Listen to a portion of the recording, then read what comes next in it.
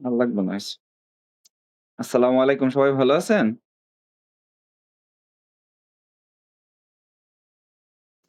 গতকাল আমরা আলহামদুলিল্লাহ। ১৭৬ পর্যন্ত আলোচনা করছিলাম। খুব সংক্ষেপে একটু রিক্যাপ করে নেই।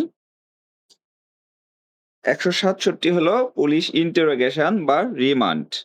রিমান্ডের ক্ষেত্রে আমরা জানি যে পুলিশ যখন কাউকে বিনা পরোয়ানায় গ্রেফতার করে, অর্থাৎ কোনো মামলা তদন্ত করতে গিয়ে অথবা অন্য কোনো কারণে যদি কাউকে গ্রেফতার করে, তাহলে পুলিশ হেফাজতে রাখতে পারে ২৪ ঘন্টা। এই ২৪ ঘন্টার মধ্যে যদি তদন্ত সম্পন্ন করা না যায়, আসামির থেকে আরো কোনো তথ্য উদ্ঘাটনের প্রয়োজন দেখা দেয়, সহযোগী আসামিদের নাম উদ্ধার করার প্রয়োজন হয় অথবা আলামত উদ্ধারের প্রয়োজনীয়তা দেখা দেয়, তাহলে পুলিশ পুনরায় ম্যাজিস্ট্রেটের কাছ থেকে অনুমতি নিয়ে সেই আসামিকে আবার হেফাজতে নিবে। এই যে পদ্ধতি, এটাই হলো পুলিশ ইন্টারোগেশন বা পুলিশ রিমান্ড। মানে এখানে ২-৩ টা বিষয় আছিল অবজেক্টিভের, যেটা হলো ৫ উপধারায় বলছে যে ১২০ দিনের মধ্যে যদি তদন্ত সম্পন্ন করা না যায়, আর ওই অপরাধটা যদি মৃত্যুদণ্ড, যাবজ্জীবন কারাদণ্ড অথবা ১০ বছর কারাদণ্ডের নিচে কোনো শাস্তির ধারার অপরাধ হয়, সেই ক্ষেত্রে ১২০ দিনের মধ্যে তদন্ত শেষ না হলে অপরাধীর বা আসামির ম জামিনের অধিকার জন্মায়। অর্থাৎ অপরাধী বা আসামি জামিন পাবে। এরপরে বলতেছে যে অপরাধটি যদি এই আ মৃত্যুদণ্ড, যাবজ্জীবন কারাদণ্ড বা ১০ বছরের ঊর্ধ্বমেয়াদে কারাদণ্ডে দণ্ডনীয় হয়, তাহলে দায়রা আদালত তার সন্তুষ্টি অনুসারে আসামিকে জামিনে মুক্তি দিতে পারবে। তাইলে দায়রা আদালতের নিচে হইলে এই মৃত্যুদণ্ড বা যাবজ্জীবন কারাদণ্ড বা ১০ বছরের অধিক কারাদণ্ডের কোনো অপরাধের ক্ষেত্রে কিন্তু জামিন দিতে পারবে না। এই ক্ষেত্রে দায়রা আদালত জামিন দিতে পারবে যদি উনি সন্তুষ্ট হন। এরপরে হলো ১৬৮ ধারায় হলো যে এই অপরাধ তদন্ত করতে গিয়ে পুলিশ যদি পর্যাপ্ত সাক্ষ্য প্রমাণ পায়, সরি, ১৬৮ তে হলো যে অফিসার, অধস্তন পুলিশ অফিসার কর্তৃক তদন্তের রিপোর্ট ওসিকে মামলা তদন্ত করে তদন্তের রিপোর্ট দিবে। ১৬৯ এ হলো যে সাক্ষ্য প্রমাণ যদি অপর্যাপ্ত হয় তাহলে কি হবে? অভিযুক্ত ব্যক্তিকে মুক্তি দিতে হবে। ১৭০ হইল যে সাক্ষ্য প্রমাণ যদি পর্যাপ্ত হয় তাহলে কি করতে হবে? ম্যাজিস্ট্রেটের নিকট প্রেরণ করতে হবে। ১৭১ হইল যে ফরিয়াদি বা সাক্ষীকে কখন বিনা গ্রেফতার করে আদালতে সোপর্দ করা যায়। কখন? যখন সে আদালতের আ বি আদেশ বারবার অমান্য করে এবং যখন সে মুচলেকা সম্পাদন করতে অস্বীকৃতি জানায়, তখন সেই আসামি অথবা আসামি না, সাক্ষী অথবা ফরিয়াদিকে গ্রেফতার করে আদালতে হাজির করা যাবে এবং আদালত চাইলে এই ব্যক্তি যদি মুচলেকা সম্পাদন না করে তাহলে ধার্য তারিখ পর্যন্ত হেফাজতে আটক রাখতে পারবে। এবং সর্বশেষ একটা কথা বলছে এই ধারায় যে উপধারা মানে আগের আলোচনায় যাই করা থাকুক না কেন, মামলার শুনানিকালে ফরিয়াদি বা সাক্ষীকে আদালতে উপস্থিত থাকে তা সুনিশ্চিত বন্দোবস্ত করবে কি? পুলিশ। মানে আগে যত গানি গাক, শেষমেশ দায়িত্ব সব পুলিশেরই। পুলিশ আসামিকে যে কোনো মূল্যে আদালতে হাজির করবে। ১৭২ ধারায় হলো কেস ডায়েরি বা সিডি। ১৭৩ হলো পুলিশ রিপোর্ট, যেটা চার্জশিট অথবা ফাইনাল রিপোর্ট। ১৭৪ হলো যে ইউডি মামলা বা আনন্যাচারাল ডেথ। এই ক্ষেত্রে পুলিশ ঘটনাস্থলে গিয়ে ম্যাজিস্ট্রেটকে জানাবে এবং সুরতহাল রিপোর্ট তৈরি করবে। এরপরে ১৭৫ হলো যে এই ইউডি মামলা করার ক্ষেত্রে সুরতহাল রিপোর্টের সময় পুলিশ অফিসার যে উপস্থিত সাক্ষীদেরকে ২ জন সাক্ষীর উপস্থিতিতে সুরতহাল করতে হয়, সেই ২ জন ব্যক্তিকে মৌখিকভাবে নোটিশ জানাইলে যদি না আসে, লিখিতভাবে সমন দিয়ে কি করতে পারবে? হাজির হওয়ার জন্য নোটিশ দিতে পারবে। এরপরে ১৭৬ হলো যে পুলিশ হেফাজতে যদি কোনো ব্যক্তি মারা যায় তাহলে তার ময়নাতদন্তের রিপোর্ট করবে হলো ম্যাজিস্ট্রেট। এবং যদি কবর থেকে লাশ উত্তোলনের কোনো প্রয়োজনীয়তা দেখা দেয় তাহলে ১৭৬ এর ২ উপধারা অনুসারে কবর থেকে ম্যাজিস্ট্রেট লাশ উত্তোলন করে থাকেন। এবং এটা কিসের জন্য? মৃত ব্যক্তির মৃত্যুর কারণ নিয়ে কোনো সন্দেহের সৃষ্টি হলে তখন এই মৃত্যুর কারণ জানার জন্য সেই লাশ উত্তোলন করা যায়। এরপরে আজকে যে আলোচনাটা করব এটা হলো ফৌজদারি কার্যবিধির ৬ষ্ঠ ভাগের ১৪ অধ্যায়। যখন আমরা ১৫৬ ধারাটা পড়লাম তখন ৩ উপধারায় বলা হয়েছিল যে ২ এ বলা হয়েছিল যে আ পুলিশ যখন একটা এফআইআর এর প্রেক্ষিতে কোনো মামলা তদন্ত করে তখন ম্যাজিস্ট্রেট এই মামলার কোনো পর্যায়ে কোনো প্রশ্ন উত্থাপন করতে পারবে না, যেই বিচার তিনি এই ১৪ ধারা অনুসারে করতে পারেন। এই হলো সেই ১৪ ধারা। এই ১৪ ধারায় বলতেছে যে, কোনো একটা অপরাধ সংগঠন হইলে এর বিচার কোন জায়গায় হবে? পেনাল কোডে যে অপরাধগুলো আছে এটা ফৌজদারি কার্যবিধির ২য় তফসিলে ৭ নাম্বার ৮ নাম্বার কলামে লেখা আছে যে কোন অপরাধের বিচার কোন আদালতে হবে। আর এইখানে কি মানে কোন স্থানের উপর ভিত্তি করে কোন আদালতে সেই বিচারটা হবে বা কোন আদালতের এখতিয়ার থাকবে। মূলত এটা স্থানিক বিষয়, স্থান সম্পর্কিত বিষয়। আর ফৌজদারি কার্যবিধির ২য় তফসিলের ৮ম কলামটা হলো কি? ধারা সংশ্লিষ্ট মানে কোন ধারার অপরাধ কোন আদালতে বিচার করবে। আর এখানে হলো কোন স্থানে অপরাধ হইছে এটার উপর ভিত্তি করে কোন আদালতে বিচার হবে। অথবা এটাকে আমরা এভাবেও দেখতে পারি যে আসলে একটা অপরাধ হওয়ার পর কোন থানায় মামলা হবে এই বিষয়গুলাও কিন্তু এই ধারাগুলোর সাথেই সম্পৃক্ত। তাহলে আমরা এখন দেখব যে একটা অপরাধ হইলে এই অপরাধের বিচার অথবা মামলা কোন জায়গায় হবে এই বিষয়টা। ১৭৭ ধারায় বলতেছে অনুসন্ধান ও বিচারের সাধারণ স্থান। এটা একবারে সাধারণ কথা, সাধারণ অবস্থায়। সাধারণ অবস্থা হইলো প্রত্যেকটি অপরাধ যেই আদালতের এখতিয়ারে স্থানীয় সীমার মধ্যে সংগঠিত হইছে, সেই আদালতেই ওই অপরাধের অনুসন্ধান ও বিচার হবে। মানে কাফরুল থানায় একটা অপরাধ হইছে, এই কাফরুল থানা যেই ম্যাজিস্ট্রেটের অধীনস্থ, সেই ম্যাজিস্ট্রেটের আদালতে এই অপরাধের বিচার হবে। যেমন জিডির ক্ষেত্রে বলি, তাহলে জিডি আমরা কখন কোন থানায় করি? যেই থানায় ঘটনাটা ঘটে। আপনার ধরেন একটা মোবাইল হারানো গেছে। কাফরুল থানায় হারাইলে কাফরুল থানায় কিন্তু জিডি করতে হবে। অন্য থানায় নিবে না। কিন্তু যখন আপনি জানবেন না যে আসলে কোন থানার অধীনে হইছে, ধরেন আপনি ট্রেনে ভ্রমণ করতেছিলেন। উঠছেন হইলো ময়মনসিংহ থেকে গেছেন হইলো কমলাপুর। এখন এর মাঝখানে রাত্রের বেলা আপনার মোবাইলটা হারাইয়া গেছে ট্রেনের মধ্যে বা চুরি হইছে। তো চুরি হইলে তো মামলা করতে হবে। আপনি লিখবেন কি হারাইছে। তো এখন আসলে জিডি করবেন কোন থানায়? আপনি তো আসলে বুঝতেই পারছেন না যে কোন থানায়। তখন কিন্তু যেকোনো থানায় জিডিটা করা যাবে। এই ভ্রমণকালে যেই জায়গায় গেছেন। কিন্তু যদি আপনি জানেন যে নির্ধারিত জায়গায় হইছে এই স্থানটা কোন থানার, তখন ওই থানায় এই মামলাটা করতে হবে, ওই জিডিটা করতে হবে। বিচারের ক্ষেত্রেও সেম। বিচারের ক্ষেত্রে হইলো আপনি যদি সাধারণভাবে জানেন যে কোন ম্যাজিস্ট্রেটের অধীনে বা কোন আদালতের অধীনে সেই জায়গাটা, তাহলে সেই আদালতে সেই অপরাধের অনুসন্ধান ও বিচার হবে। ১৭৭ টা হইলো অনুসন্ধান ও বিচারের সাধারণ স্থান।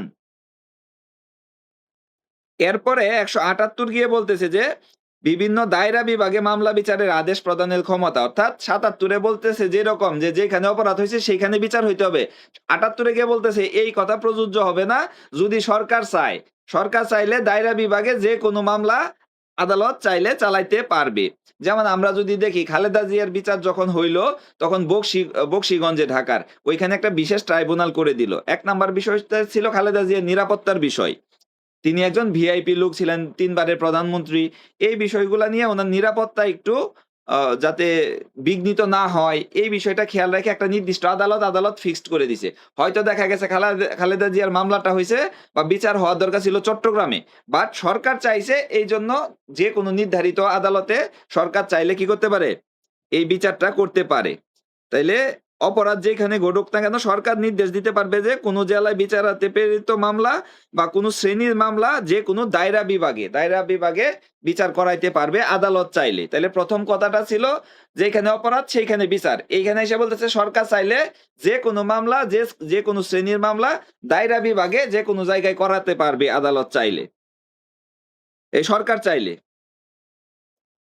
এরপরে ধারাটা গুরুত্বপূর্ণ এবং ইন্টারেস্টিং। আমরা জানি সবাই হয়তো ধারাটা ওইভাবে পড়া হয়েছে কিনা জানি না। ১৭৯ ধারা। অপরাধ সংগঠনের জেলায় বা ওই কাজের পরিণতি ঘটার স্থানে আসামির বিচার হবে। ধরেন সাভার থানায় জুট ব্যবসা নিয়ে একটা গন্ডগোল হইল। গন্ডগোল হইলে ওইখানে মারামারি হইছে। মারামারি হইলে আসামিকে নিয়ে গেছে এনাম মেডিকেল কলেজ এন্ড হাসপাতালে। এনাম থেকে প্রাইমারি চিকিৎসা দিয়া বলছে যে এই চিকিৎসা এখানে হবে না, নিয়ে যান কোথায়? ঢাকা মেডিকেল কলেজে। ঢাকা মেডিকেল কলেজে নিয়ে ভর্তি করা ৩ ঘন্টা পরে আসামি মারা গেছে। তাহলে এখন আসলে এর বিচারটা কোন জায়গায় হবে? এটা কি সাভারে হবে নাকি ওই শাহবাগ থানায় হবে? আ ঢাকা মেডিকেল কলেজ সম্ভবত শাহবাগ থানায়। তো এই ক্ষেত্রে আসলে এই কনফিউশন দূর করে দিছে ১৭৯ ধারা। ১৭৯ ধারায় বলতেছে যে অপরাধ যে স্থানে হইছে অথবা এই অপরাধের ফলে পরিণতি যেখানে ঘটছে, মাইট মানে এই আঘাতটা করছে কোন জায়গায়? সাভার থানায়। বাট এর পরিণতি অর্থাৎ মৃত্যু ঘটছে এই আঘাতের ফলে কোথায় যাইয়া? সেটা হলো শাহবাগ থানায়, ঢাকা মেডিকেল কলেজে। তো এইজন্য হয় এটা যেখানে পরিণতি ঘটছে সেইখানে, অথবা যেখানে অপরাধটা সংঘটন করছে এইখানে। এর যেকোনো একটা জায়গায় এর অনুসন্ধান ও বিচার করা যাবে। মামলার ক্ষেত্রেও সেম কথা। এইরকম ক্ষেত্রে মামলা যেখানে মূল অপরাধটা সংঘটন হইছে সেইখানে, অথবা যেখানে এর পরিণতি ঘটছে ওই জায়গায় গিয়ে কি করা যাবে? এই মামলা করা যাবে। এইজন্যই কিন্তু আ হাইকোর্টে একটা রায়ও আছে, এবং কিছুদিন আগে যে একটা ডাকাতির ঘটনা ঘটলো, এ নিয়ে কিন্তু বিতর্ক তৈরি হইছিল। যে ওই টাঙ্গাইল যে ১ম ডাকাতিটা হইল বাসের মধ্যে। এই ডাকাতিটার ঘটনা নিয়ে কিন্তু কোন থানা জানি মামলা নেয় নাই, আরেক থানায় প্রেরণ করছে। এই নিয়ে কিন্তু পরে একটা ভালোই একটা গন্ডগোল হইল। কিন্তু এই ক্ষেত্রে কিন্তু যেখানে ঘটনা ঘটছে এবং পরে আমরা ধারা পাবো যে যতগুলো জায়গা অতিক্রম করছে, এর যেকোনো এক জায়গায় কার্যক্রম গ্রহণ করা যেতে পারে। এরপরে আসবো আমরা ১৮০ ধারা। ১৮০ ধারায় বলতেছে যে, কৃতকার্য যে ক্ষেত্রে অন্য কোনো অপরাধের পরিপ্রেক্ষিতে অপরাধ, সেই ক্ষেত্রে বিচারের স্থান কি হবে? কি? কৃতকার্য। আপনি এমন একটা কাজ করলেন, এই কাজটা অন্য একটা কাজের জন্য অপরাধ। কেমন এটা? ধরেন আপনি একটা পুরাতন মোবাইল কিনছেন। পুরাতন মোবাইল টাকা দিয়ে কিনছেন, পরিচিত লোকের কাছ থেকে কিনছেন। কিন্তু আপনি জানেন না যে ওই মোবাইলটা চুরির মোবাইল, ছিনতাইয়ের মোবাইল বা কোনো ডাকাতির মোবাইল। তো আপনার এই কাজটা অন্য একটা কাজের জন্য। কোন কাজের জন্য? ওই যে ওই কাজটা একটা অপরাধ ছিল। এই অপরাধের জন্য এই কাজটা অপরাধ যদি হয়, তাহলে এর বিচার কোথায় করবে? এর বিচার করতে পারবে ওই চোরাই মাল, অথবা এই চোরাই মালটা যেখানে পাওয়া গেছে সেইখানে, অথবা যেখানে রাখা হইছিল সেইখানে, বা যেখান থেকে চুরিটা হইছিল সেইখানে। এর যেকোনো এক জায়গায় এই চোরাই মালের জন্য মামলা গ্রহণ করা যায়। সম্ভবত ২০২০ সালে এই সংক্রান্ত আমরা একটা তখন বরিশাল কোতোয়ালি মডেল থানায় দিনের বেলায় লুঙ্গি পরে চুরিটা করছে ৫-৭ জনে, তা বাইরের জেলা থেকে আইসা। কিভাবে চুরি করছে? আমরা যখন লুঙ্গি পড়ি তখন লুঙ্গিটা কি করি? একবারে লম্বা করে ধরি, তারপরে কুচি করি। এইভাবে দিনের বেলা যখন তারা লাঞ্চ করতে গেল দোকানদাররা, স্বর্ণের দোকানদার, সে রাস্তার মধ্যে দাঁড়ায়া, মানে অন্য মানুষ যেন না দেখতে পারে লুঙ্গিটা বাঁধার একটা নাটক করলো ২-৩ মিনিট। এই ২-৩ মিনিটে প্রায় দোকানে যত স্বর্ণ ছিল ২-৩ মিনিটে তালা ভেঙে স্বর্ণ চুরি করে নিয়ে গেল। তখন এই স্বর্ণ পাওয়া গেল বিভিন্ন জায়গায়। কিছু পাওয়া গেল চট্টগ্রামে, কিছু কুমিল্লা, এবং কিছু সম্ভবত ওই আসামির বাড়িতে পাওয়া গেল। তো এইরকম ঘটনার ক্ষেত্রে আরকি, যে দেখা গেল যে এক জায়গা থেকে চুরি করলো সেই জায়গায়, এবং বিভিন্ন জায়গায় এর মালামাল পাওয়া গেল। তখন এটা যেখান থেকে চুরি হইছে, কোতোয়ালি থানা, বরিশাল মেট্রোপলিটন, এইখানেও মামলা হইতে পারে, এইখানেও বিচার হইতে পারে, অথবা যেখানে এই চোরাই মালটা পাওয়া গেছে অথবা যেখানে রাখা হইছিল, এর যেকোনো স্থানে চাইলে এর বিচার বা অনুসন্ধান হইতে পারে। মামলার ক্ষেত্রেও সেম কথা। এরপরে কিছু অপরাধের কথা আলোচনা করা হইছে। যে অপরাধগুলোর ক্ষেত্রে স্থান কোনো বিষয় না। অপরাধগুলোর বিষয় এখানে। কি অপরাধ? ঠগ হওয়া। ঠগ মানে হইলো যে যারা মানুষ হত্যার জন্য, অপহরণের জন্য নির্দিষ্ট দলভুক্ত হয়। এটা হলো সম্ভবত পেনাল কোডের ২১১ ধারায় ঠগের শাস্তি কিন্তু ভালোই, যাবজ্জীবন মনে হয়। যাবজ্জীবন কারাদণ্ড।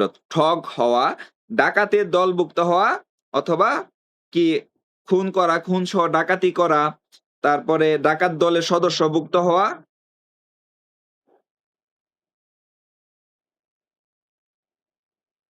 সরি, আমার একটা কল চলে আসছিল তো। লাইনটা ডিসকানেক্ট হয়ে গেছিল। সরি। তাহলে আমরা কিছু অপরাধ এখন দেখব যে যেই ক্ষেত্রে আসলে অপ অপরাধে এ ব্যক্তিটা গুরুত্বপূর্ণ। ব্যক্তিটাকে যেখানে পাওয়া যাবে সেখানেই মামলা করা, বিচার করা যাবে। তাহলে কোন ক্ষেত্রে এটা? প্রথমত হলো যে কেউ যদি ঠগদের দলভুক্ত হয়। এরপরে যদি কেউ খুনের অপরাধে অপরাধী হয়, ডাকাতি করে, খুনসহ ডাকাতি করে, অথবা ডাকাত দলের সদস্য হয়, অথবা হেফাজত থেকে পলায়ন করে। এই অপরাধের অনুসন্ধান বা বিচার অভিযুক্ত ব্যক্তি যে আদালতের স্থানীয় সীমার মধ্যে রয়েছে ওই আদালতেই করা যাবে। মানে এই অপরাধীকে যেখানে পাওয়া যাবে সেই আদালতেই করা যাবে। এটা অপরাধের স্থানের উপর নির্ভর করে না। মানে অপরাধী কোন জায়গায় অপরাধটা করলো, দ্যাটস ডাজন্ট ম্যাটার। ম্যাটার কি? ম্যাটার হইলো যে সে, তাকে কোন জায়গায় পাওয়া গেছে। অপরাধীকে পাওয়া গেলেই যে আদালতের স্থানীয় এখতিয়ারের সীমার মধ্যে তাকে পাওয়া যাবে সেই আদালতেই তার বিচার করা যাবে ১৮১ ধারা মোতাবেক। এরপরে আরো কিছু অপরাধ বলতেছে যে অপরাধজনক আত্মসাৎ ও বিশ্বাসভঙ্গ। মানে ওই যে ৪০৬, ৪০৩, ৪০৮, ৭, ৮, ৯ মানে আপনাকে টাকা দিল বিশ্বাস করে আপনি সেই টাকাটা তছরূপ করলেন, বিশ্বাস ভঙ্গ করলেন, অপরাধজনক বিশ্বাস ভঙ্গ করলেন। যেমন ব্যাংকের কর্মকর্তারা যেগুলা করে এই ৮০৭, ৮, ৯ ৪০৭, ৮, ৯ মানে ৪০৩ থেকে ৪০৯, ১০ পর্যন্ত মনে হয় আছে ধারাগুলা। এই ধারার অপরাধগুলো যখন কেউ করে তখনও সেম কাহিনী যে অনুসন্ধান ও বিচার ওই আদালত করতে পারে যেই আদালতের অধিক্ষেত্রে স্থানীয় সীমার মধ্যে অভিযুক্ত ব্যক্তি সংশ্লিষ্ট সম্পত্তির কোনো অংশ গ্রহণ করেছে, রেখেছে বা অপরাধটি সংগঠন করেছে। তাইলে ওই অপরাধজনক বিশ্বাসভঙ্গ এবং আত্মসাৎ সংশ্লিষ্ট যে অপরাধগুলো আছে এইগুলো ৩ টা ক্ষেত্র বলছি যে ওই সম্পত্তির কোনো অংশ যেই ম্যাজিস্ট্রেটের বা আদালতের এখতিয়ারে স্থানীয় সীমার মধ্যে সে গ্রহণ করছে, মানে ধরেন নিল, সম্পদটা নিল, ভোগ করলো, এইটা যেই আদালতের এখতিয়ারে, অথবা যেইখানে সে সম্পত্তিটা রাখছে, ধরেন শালীর বাড়িতে রাখছে অথবা শ্বশুর বাড়িতে টাকাটা রাখছে, তখন ওই শ্বশুর বাড়ি যেই আদালতের অধীনস্থ সেই আদালতেও বিচারটা করা যাবে। অথবা অপরাধটা যেখানে করছে, ধরেন ঢাকায় একজনে অপরাধমূলক বিশ্বাস ভঙ্গ করছে ৫ লাখ টাকার, এ কি করছে এই টাকাটা ২ লাখ টাকা দিছে তার শ্বশুর বাড়ি বরিশালে, আর ও আর হইলো যে অপরাধটা করছে ঢাকায়, ২ লাখ টাকা দিছে শ্বশুরবাড়িতে, ১ লাখ টাকা দিছে কুমিল্লাতে। তো চাইলে আদালত বরিশালে যদি ওই সম্পত্তি উদ্ধার করা যায় ওইখানে মামলা করতে পারবে, অথবা ঢাকায় যে অপরাধ করছে এইখানে বিচার করতে পারবে, অথবা ১ লক্ষ টাকা যেখানে দিল সেইখানেও বিচার করতে পারবে। মূলত অপরাধমূলক বিশ্বাসভঙ্গ বা অপরাধজনক আত্মসাৎ, সম্পত্তি আত্মসাতের ঘটনা যেখানে এরা এই অপরাধগুলো করছে সেই স্থানে, অথবা এই অপরাধ করে এই সম্পত্তি যেখানে রাখছে সেই স্থানে, অথবা এই সম্পত্তি যেখানে সে কি করছে গ্রহণ করছে, যে জায়গা থেকে গ্রহণ করলো। ধরেন একজনে অপরাধমূলক বিশ্বাসভঙ্গের মাধ্যমে অপরাধটা প্ল্যান করছে ঢাকায়, বাট যার কাছ থেকে টাকাটা নিছে সেটা নিচে হলো চট্টগ্রামে, তাহলে চট্টগ্রামে ওই কাজটা করা যাবে। এরপরে চুরির ক্ষেত্রে আমরা দেখব যে চুরির ক্ষেত্রে কি সিদ্ধান্ত দিচ্ছে এখানে। ১৮১ তে ৩ টা উপধারা আছে। ১ম এ হলো যে ঠক বা ডাকাতের দলভুক্ত হওয়া, খুনসহ ডাকাতি করা, হ্যাঁ? তারপর ডাকাত দলের সদস্য হওয়া, ডাকাতিতে সহযোগিতা করা, এই অথবা হেফাজত থেকে পলায়ন করা। তাইলে অভিযুক্ত ব্যক্তিকে যেখানে পাওয়া যাবে সেখানে বিচার করা যাবে। এটা অভিযুক্ত ব্যক্তির উপস্থিতির উপর নির্ভর করতেছে। আর অপরাধজনক আত্মসাৎ, বিশ্বাসভঙ্গ ৩ টা বিষয়ের ক্ষেত্রে সেই অপরাধটা কোন জায়গায় করলো, এই সম্পত্তিটা কোন জায়গায় রাখলো, অথবা এই সম্পত্তিটার অংশ কোন জায়গায় সে গ্রহণ করলো। এই ৩ টার যেকোনো এক জায়গায় যে আদালতের অধীনস্থ হবে সেই আদালতেই করা যাবে। এখন দেখি চুরির ক্ষেত্রে। চুরির অপরাধ বা চোরাই মাল সম্পর্কিত কোনো অপরাধ অনুসন্ধান বা বিচার ওই আদালত করতে পারে যে আদালতে স্থানীয় এখতিয়ারের মধ্যে অপরাধটি সংঘটিত হয়েছে, বা চোরাই মাল দখলে রেখেছিল, বা চোরাই মাল জেনে বা চোরাই মাল বলে বিশ্বাস করার কারণ থাকা সত্ত্বেও তা গ্রহণ করেছিল বা দখলে রেখেছিল। এটা ১৮০ র মতো সেম। ৮০ তেও কিন্তু আমরা একই কাহিনী বললাম যে একজন চোরাই মাল যেখানে চুরি করলো সেখানেও মামলা করা যাবে, বা চোরাই মালটা যেখানে পাওয়া গেছে সেখানেও মামলা করা যাবে। এখানেও সেম কথাই বলতেছে যে চুরির ক্ষেত্রে যদি কেউ চোরাই মাল জেনে গ্রহণ করে, অথবা চোরাই মাল যেখানে চুরির অপরাধটা করছে সেইখানে, বা চোরাই মাল দখল যদি এক জায়গায় শুধু রাখে, একজনের শুধু রাখতে দিল যে ভাই চুরির মাল রাখ, পরে আমি নিবনে, তাহলে যেখানে রাখছে তার এখানেও এই বিচারটা বা অনুসন্ধানটা কি করা যাবে? করা যাবে। এরপরে হলো মানুষ কিডন্যাপ করার বিষয়টা। কিডন্যাপিং।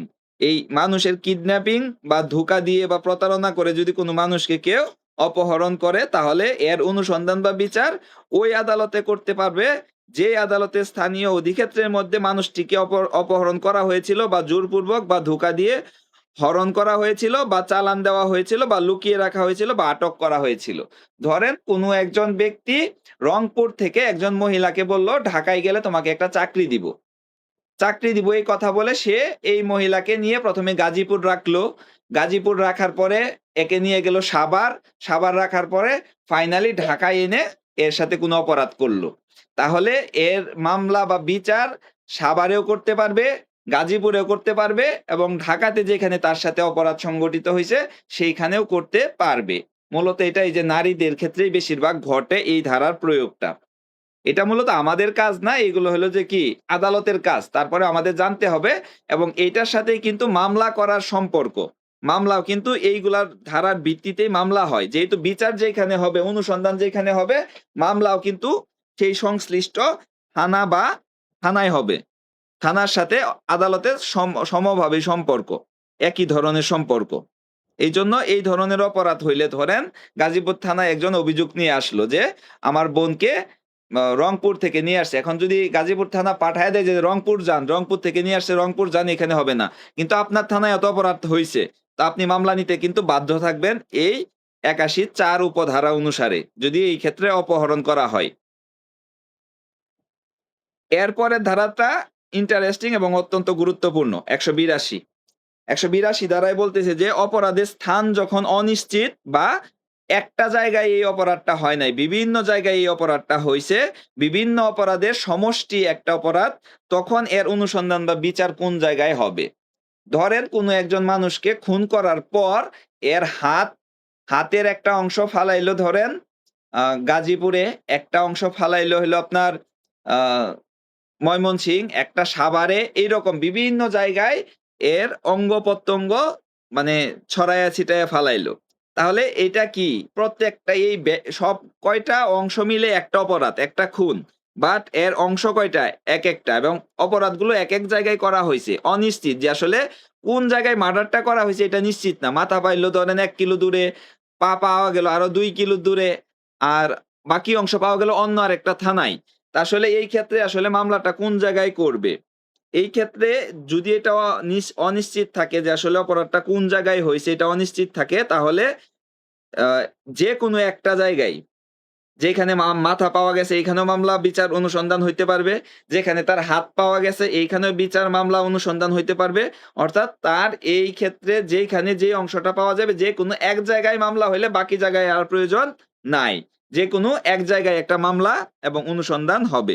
তাহলে একটু রিডিং পড়ি এটা, তাহলে বুঝতে পারবেন। যখন এটা নিশ্চিত হয় যে কতিপয় স্থানীয় এলাকায় কোনটিতে অপরাধ সংঘটিত হয়েছে, অথবা যখন একটি অপরাধ আংশিকভাবে একটি স্থানীয় এলাকায় এবং আংশিকভাবে অন্য একটি স্থানীয় এলাকায় সংঘটিত হয়, বা যখন একটি অপরাধ ক্রমাগত চলতে থাকে এবং একাধিক স্থানীয় এলাকায় এটি সংঘটিত হয়, বা যখন বিভিন্ন এলাকায় কৃত কতিপয় কার্যের সমষ্টি হয়, তখন উপরোক্ত স্থানীয় এলাকাসমূহের যে কোনো একটি যে আদালতের অধিক্ষেত্রভুক্ত ওই আদালতে এর অনুসন্ধান বা বিচার হতে পারবে।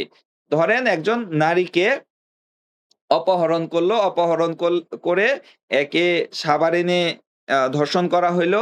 তারপরে একে ধরেন গাজীপুরের সালনায় এনে হত্যা করা হইলো।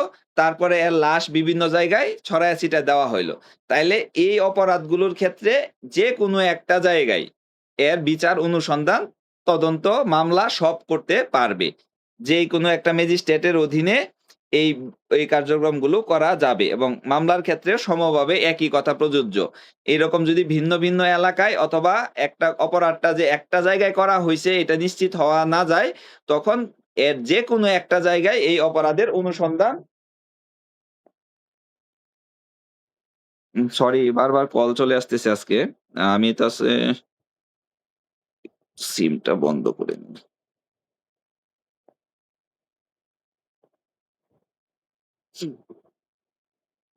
তাহলে ১৮২ বুঝতে পারছেন কিনা? যেখানে আসলে অপরাধের স্থান নিশ্চিত হওয়া যায় না। স্থানটা কি? অনিশ্চিত। বিভিন্ন জায়গায় অপরাধ হয়েছে, সেই ক্ষেত্রে অপরাধের যেকোনো একটা জায়গায় এর অনুসন্ধান এবং বিচার হতে পারবে। এরপরের ধারাটি অত্যন্ত গুরুত্বপূর্ণ ধারা, ১৮৩ ধারা। এটা হলো যে ভ্রমণকালে কৃত অপরাধ। একজন ব্যক্তি ভ্রমণ করতেছে, তখন সে যদি কোনো অপরাধের শিকার হয়, তাহলে আসলে এই অপরাধের বিচার কোথায় হবে? এটা ২ টা উদাহরণ দিতে পারি। ধরেন একজন ময়মনসিংহ থেকে ঢাকার কমলাপুর যাচ্ছে রেল দিয়ে, রাত্রের বেলা যাচ্ছে। তো এখানে তার ওই যে মোবাইল যদি ছিনতাই হয়, তাহলে সে তো আসলে বলতে পারবে না যে আসলে কোন জায়গায় হইছে। স্থান বলতেও পারে, নাও বলতে পারে। এখন ধরেন সে বুঝতে পারল যে জয়দেবপুর তার মোবাইলটা ছিনতাই হইছে। এখন কি সে কমলাপুর থেকে আবার জয়দেবপুর আসতে হবে? আসতে হবে না। তার ভ্রমণকালে উনি যতগুলো থানা অথবা যতগুলো আদালতের এখতিয়ার সম্পন্ন আদালতের ভ্রমণ করছেন, এর যেকোনো এক জায়গায় তার এই অপরাধের মামলার অনুসন্ধান বা বিচার হইতে পারবে। তবে যেইখানে অপরাধটা সংঘটন হইছে সেখানে গেলে ভালো। কেন ভালো? তখন এই সংশ্লিষ্ট যত সাক্ষী প্রমাণ সংগ্রহ করতে সহজ হয়। ধরেন ঢাকা থেকে চট্টগ্রামে আপনি জার্নি করলেন। তো ঢাকার একটু পরে গিয়ে আপনার একটা অপরাধ ঘটলো। এখন এটা যদি চট্টগ্রামে যেটা আপনার লাস্ট স্টেশন, সেইখানে গিয়ে যদি আপনি মামলাটা করেন, তখন সেই মামলার আয়োকে বারবার কিন্তু এই জায়গায় আসতে হবে। এর জন্য কিন্তু আইনি বা বিচার প্রক্রিয়াটা অনেক লেন্দি হয়ে যাবে, দীর্ঘমেয়াদী হয়ে যাবে। এজন্য সবচাইতে ভালো উপায় হইলো যে স্থানে হইছে এটা যদি বোঝা যায়, সেই ক্ষেত্রে সেই স্থানে মামলা করা উত্তম। কিন্তু ধরেন আপনি রাত্রিবেলা নৌযানে চলাচল করতেছেন। ঢাকা থেকে যাচ্ছেন হলো ভোলা। এখন নদীপথে কিন্তু জায়গা বোঝা খুবই মুশকিল যে আসলে কোন জায়গায় বা কোন থানায় পড়ছে। এটা কিন্তু খুবই মুশকিল। তবে এখন Google ম্যাপ আছে, আপনার অপরাধ হওয়ার পর আপনি দেখে নিতে পারেন যে আপনার বর্তমান লোকেশনটা কোন জায়গায়, স্ক্রিনশট দিয়েও রাখতে পারেন। কিন্তু তারপরে হলো যে এক্সাক্ট বলা মুশকিল যে কোন থানায় হইছে। এই সকল ক্ষেত্রে কিন্তু আপনি ভ্রমণকালে যতগুলো জায়গা অতিক্রম করছেন, ওই জায়গার যেকোনো একটা এখতিয়ারধীন ম্যাজিস্ট্রেট একটা এখতিয়ারাধীন আদালতের অধীনে এর অনুসন্ধান এবং বিচার করা যাবে। ৮৩ পরে ৮৪ ধারাটা হলো কি বাতিল। এরপরে যাবো আমরা ৮৫ ধারায়। ৮৫ ধারায় বলতেছে যে কোন জেলায় অনুসন্ধান বা বিচার হবে এই ব্যাপারে যখন প্রশ্ন উত্থাপিত হবে। এই যে এরকম ক্ষেত্রে যখন আসলে কোন জায়গায় অপরাধটা হইছে বা কোন আদালতে বিচার হবে এই নিয়ে যদি কোন প্রশ্ন উত্থাপন হয় বা কোন বিরোধ দেখা দেয় তাহলে কি করবে? তখন ১ম এই বলতেছে যে হাইকোর্ট বিভাগের অধীনস্থ ২ বা ততোধিক আদালতের কোনটিতে ধরেন একটা মামলা হইছে। এই বিষয়ে কাফরুল থানায় একটা মামলা চলতেছে, একটা হত্যা মামলার মাথা পাওয়া গেছে। সেখানে একটা মামলা হইছে। এরপরে দেখা গেল যে একই ব্যক্তির দেহ পাইছিল, বডি পাইছিল ধরেন বরিশালের এক থানায়। ওইখানে একটা মামলা হইছে। এবং এই মামলার বিচার করতে যাইয়া কোনভাবে লিঙ্ক হইছে যে এই ব্যক্তিকে হত্যার জন্য বরিশালেও একটা মামলা চলতেছে। আবার এই ব্যক্তির হত্যার জন্য কাফরুল থানায়ও একটা মামলা চলতেছে।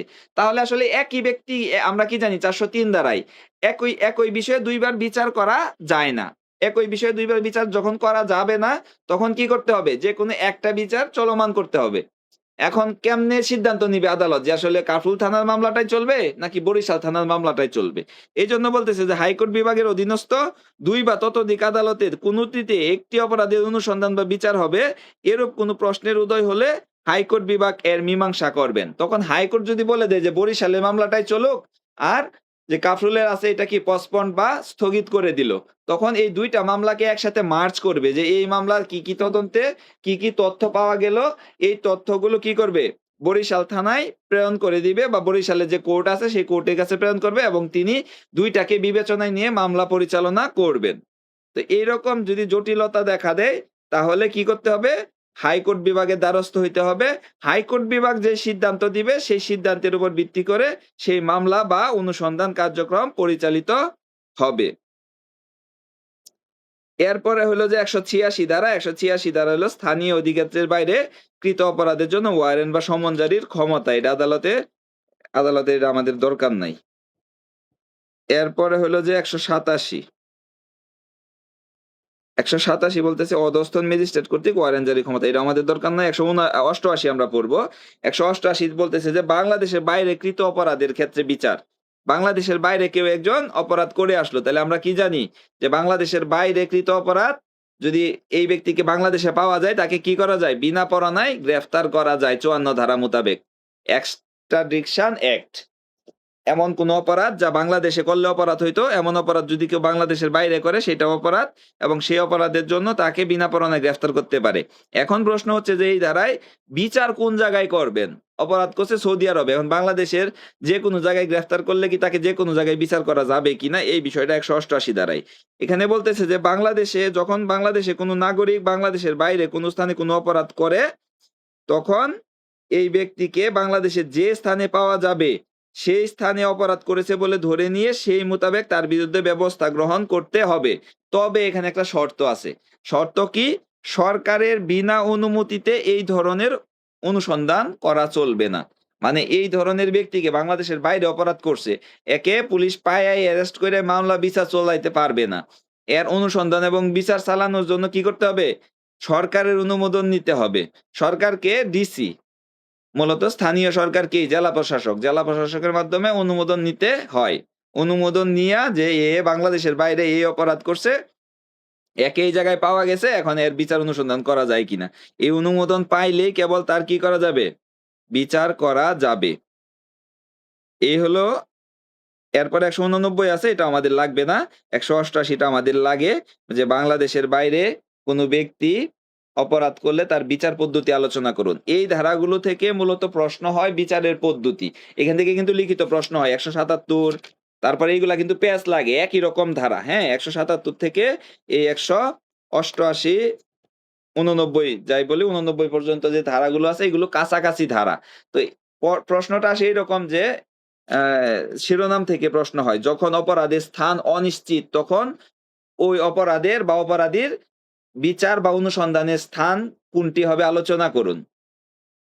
হ্যাঁ, অথবা যদি ভ্রমণকালে কৃত অপরাধের বিচার পদ্ধতি আলোচনা করুন। আপনি ভ্রমণ করতেছেন, তখন কোন অপরাধ হইছে, এই জায়গায় বিচারটা কোন জায়গায় করবে, এই বিচারের পদ্ধতি আলোচনা করুন। এই ধরনের প্রশ্নগুলা হয়। এরপরে হলো যে ঠক, ডাকাত অথবা অপরাধজনক বিশ্বাস ভঙ্গকারী অথবা চোরের বিচার পদ্ধতি আলোচনা করুন। এই ক্ষেত্রে আসলে স্থান, কোন জায়গায় বিচারটা হবে? এইখানে এই অধ্যায়টায় আলোচনা কি? যে কোন স্থানের আদালতে বিচারটা হবে? স্থানের উপর নির্ভর করে এই অধ্যায়ের আলোচনা। আর কোন আদালতে হবে এইগুলা কিন্তু ম্যাজিস্ট্রেটের ক্ষমতার উপর। যেমন হত্যা ১০ বছরের উপরে যদি কোনো শাস্তির ধারা হয়, তাইলে এইগুলা কি দায়রা আদালতে হবে। দায়রা আদালত, যুগ্ম দায়রা আদালত বা অতিরিক্ত দায়রা আদালতের জজ সেশন কোর্টে সেই মামলাগুলো পরিচালিত হবে। কিন্তু এইখানে কিন্তু সেই আদালতের ক্লাসিফিকেশন বলতেছে না। বলতেছে যে কোন জায়গার আদালতের উপর, কোন জায়গার আদালতে সেই মামলার অনুসন্ধান বা বিচার হবে, এই অধ্যায়ে এই বিষয়গুলো আলোচনা করা হইছে। এরপরে যে আলোচনাগুলো, এটা হলো ১৯০ ধারা। ১৯০ ধারা আমরা এর আগেও আলোচনা করছিলাম যে আসলে কোন শ্রেণীর ম্যাজিস্ট্রেট এবং কোন ভাবে বা কি বিষয়ের ভিত্তিতে একটি মামলা আমলে নিতে পারে। পুলিশ আমলে নেয় কোন ধারায়? ১৫৪ ধারায়, ১৫৫ ধারায়, ১৫৬ ধারায়, এগুলাই কি অপরাধ আমলে নেয়, গ্রহণ করে বা ব্যবস্থা নেওয়ার জন্য পদ্ধতি অনুসরণ করে। আর এই ম্যাজিস্ট্রেট হইলো ১৯০, পুলিশ ১৫৪ আর ম্যাজিস্ট্রেট ১৯০। আমরা কি আজকে আরো ধারা আলোচনা করব নাকি এটা একটু রিক্যাপ করব? না স্যার, থাকুক, রিক্যাপ করে দেন। আচ্ছা, তাহলে রেকর্ডিংটা অফ করে দেই। রিক্যাপ